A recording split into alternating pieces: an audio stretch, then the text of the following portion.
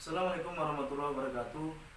Saudara-saudara dan sahabat-sahabat sekalian dimanapun Anda berada, di era sekarang ini, mau tidak mau dan sadar tidak sadar, kita hidup di dua dunia.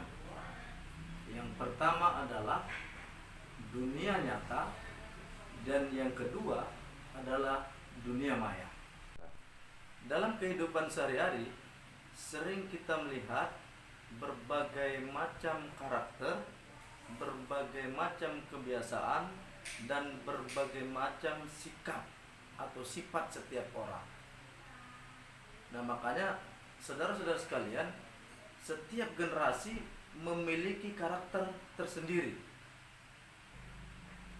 Hal ini umumnya dipengaruhi oleh lingkungan yang dihadapi pada masa hidup mereka. Dalam kurun waktu 100 tahun terakhir, setidaknya ada 6 kelompok generasi manusia berdasarkan teori yang dikemukakan oleh Graham dan Marshall. Berikut adalah berbagai kelompok generasi, mulai dari generasi tradisional sampai dengan generasi alfa. Termasuk yang manakah Anda? Tapi sebelumnya jangan lupa like, komen, dan subscribe agar kamu dapat terus mengikuti channel ini. Generasi pertama adalah generasi tradisionalis. Generasi tradisionalis ini itu generasi yang lahir pada tahun 1922 sampai dengan 1945. Mereka yang tergolong generasi tradisionalis terlahir pada zaman The Great Depression akibat krisis ekonomi global. Generasi tradisionalis merasakan hidup dengan kondisi serba kekurangan. Selain itu, generasi tradisionalis juga merupakan saksi sejarah dari penjajahan dan peperangan dan serta berbagai kejadian terbesar di dunia seperti Perang Dunia Kedua. Yang kedua adalah generasi baby boomers. Generasi baby boomers ini adalah generasi yang lahir pada tahun 1946 sampai dengan 1964. Kebanyakan dari orang tua kita mungkin termasuk di dalam kelompok ini. Di rentang waktu tersebut, orang-orang sudah mengalami pertumbuhan, kelahiran secara pesat. Setelah berangsur pulih dari kesulitan-kesulitan masa perang.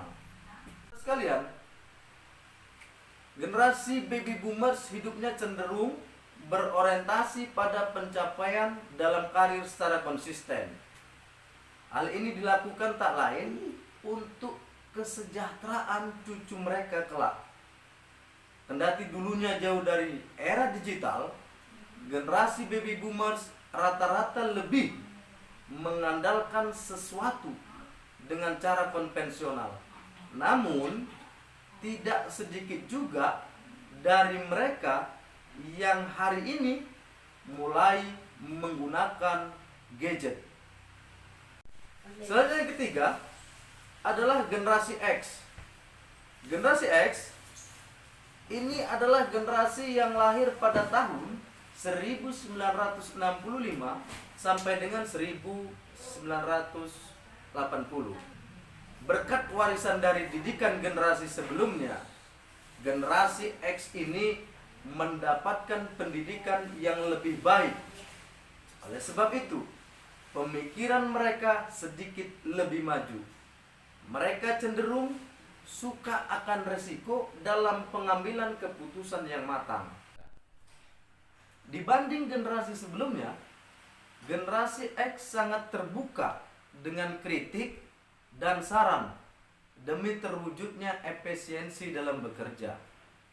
Kehidupan antara pekerjaan, pribadi, dan keluarga cenderung seimbang karena pemikiran bekerja untuk hidup, bukan hidup untuk bekerja. Saudara-saudara sekalian, generasi X masih mengadopsi karakter dari orang tuanya yang mencari uang demi keluarga. Bedanya, mereka mulai akrab dengan investasi.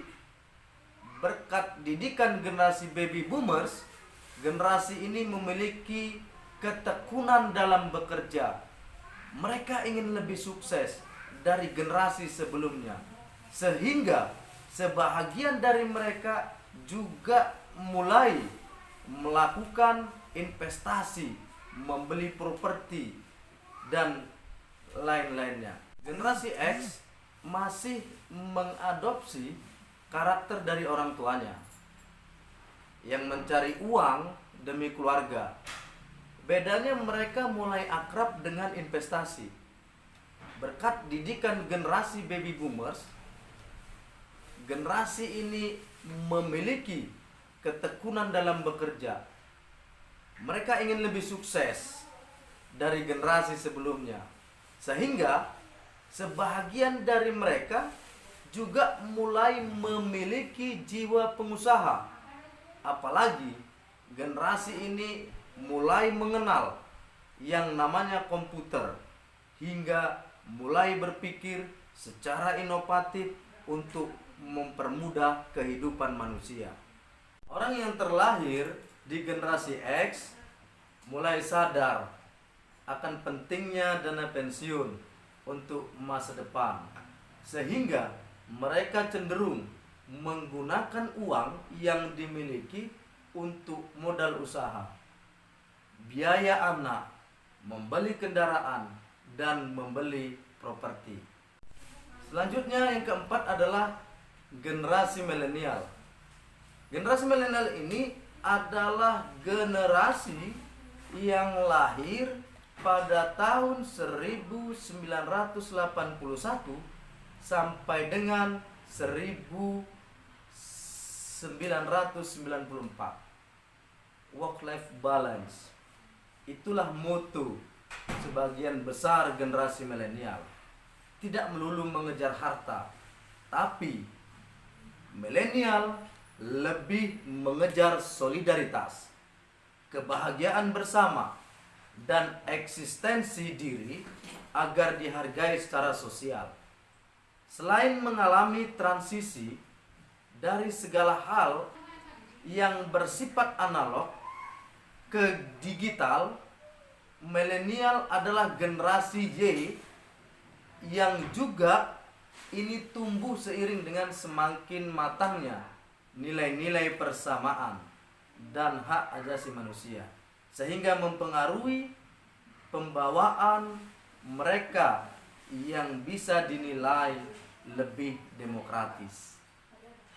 Generasi milenial meski hidupnya terlihat selalu bersenang-senang, justru ini generasi milenial yang sekarang digadang-gadang tengah banyak berkontribusi untuk masa depan bangsa.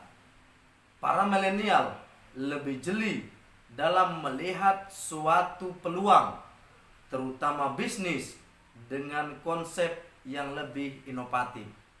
Contoh yang paling nyata adalah keberhasilan startup unicorn yang lagi digandrungi masyarakat Indonesia, seperti belanja online, transportasi online, dan lain-lain sebagainya. Selanjutnya, saudara-saudara sekalian, yang kelima adalah generasi Z. Generasi Z ini adalah generasi yang lahir pada tahun 1995 sampai dengan tahun 2010. Dengan perkembangan teknologi yang semakin berkembang pesat, generasi Z mereka seolah-olah tak bisa lepas dari gadget dan aktivitas media sosial. Menurut penelitian, hampir 44% dari generasi Z memeriksa media sosial setidaknya setiap jam sekali. Meski suka dengan hal yang bersifat instan, generasi ini tetap memiliki kelebihan tak jauh berbeda, hampir seperti generasi terdahulu. Teknologi bagi generasi Z bukan saja untuk bersenang-senang, akan tetapi media atau teknologi bagi mereka generasi Z merupakan alat untuk belajar dan bekerja. Maka tak sedikit dari generasi Z yang kini menjadikan media sosial sebagai lahan mereka untuk mencari penghasilan, seperti membuka online shop dan lain-lainnya. Selanjutnya, generasi keenam atau generasi yang terakhir yang kita bahas hari ini adalah generasi alfa. Yang dimaksud dengan generasi alfa adalah generasi yang lahir pada tahun 2011. Saudara-saudara sekalian, menurut hasil penelitian, hampir 2,5 juta generasi alfa lahir di setiap minggu. Fakta ini membuat prediksi jumlahnya akan sangat membengkak dengan jumlah sekitar 2 miliar pada 2025. Seperti dua generasi sebelumnya, mereka yang lahir setelah tahun 2010 sudah familiar dengan teknologi.